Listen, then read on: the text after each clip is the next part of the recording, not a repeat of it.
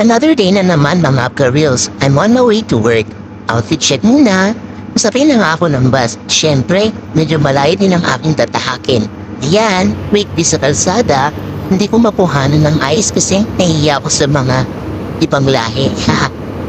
And finally, ilang minuto na lang, nasa Martian Island na ako. At ayan, natatanong ko ng workplace ko. Grabe sa init.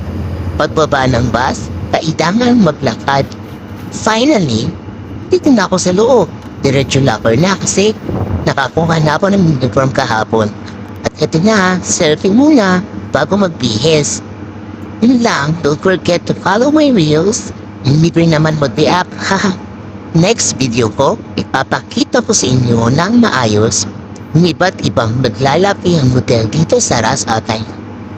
Yun lamang for now. Thank you.